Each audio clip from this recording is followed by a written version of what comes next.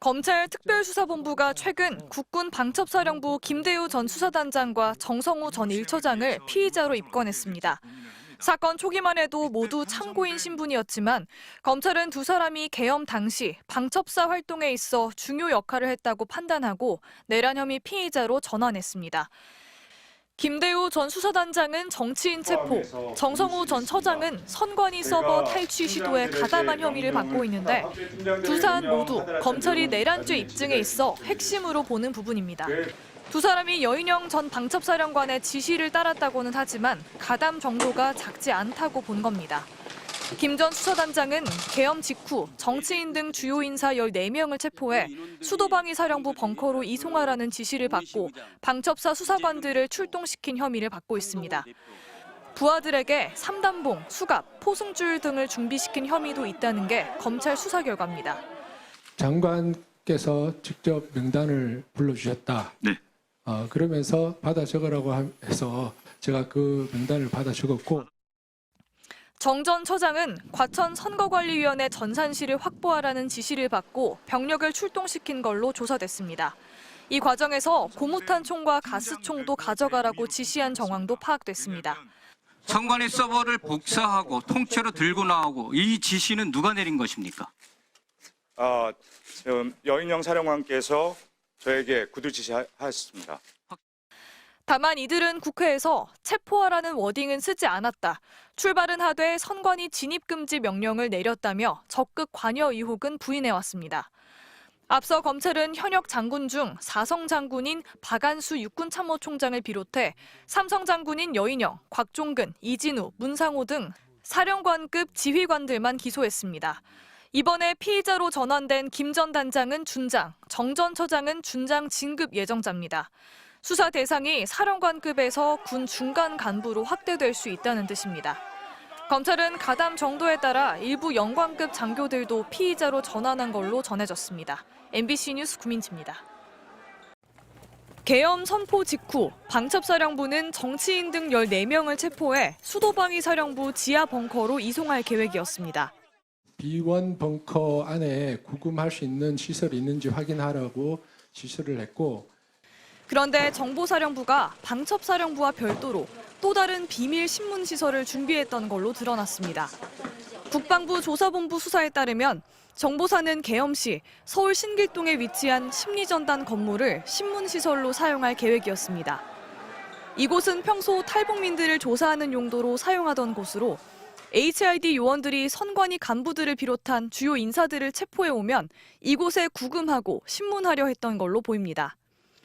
이 건물에서는 계엄 선포 전 노상원으로 추정되는 민간인과 심리전 담당 현역 군인 등 3명이 모여 회의를 가졌던 사실도 확인됐습니다. 이 회의에서는 HID 요원 40명을 어떻게 동원하고 이들에게 어떤 임무를 수행하게 할지 등이 논의된 걸로 전해졌습니다. 정보사는 계엄 시 방첩사에 설치되는 공식적인 합동수사본부 외에 별도의 수사 조직을 만들려 했다는 의혹을 받고 있습니다. 군사, 경찰, 신문 담당 정보사 요원, HID 요원 등으로 구성된 조직입니다. 9월부터 HID 요원을 선발해 훈련하고 비밀 신문시설을 만든 사실까지 드러나면서 이런 의혹이 사실일 가능성이 높아지고 있습니다. MBC 뉴스 구민지입니다. 이재명, 우원식, 한동훈, 여인형 전 방첩사령관은 이들의 체포를 지시했습니다. 그런데 국회에 나온 이경민 당시 방첩사 참모장은 자신은 모른다고 끝까지 부인했습니다. 과천 방첩사 지하 구금시설로 체포해서 넣으라고 지시했죠? 그런 사실 없습니다. 그런 모릅니다. 지시를 했다는 걸 알고 계시죠? 모릅니다. 방첩사에는 구금시설이 없다는 것. 그러자 방첩사 김대우 전 수사단장이 손을 들고 폭로했습니다.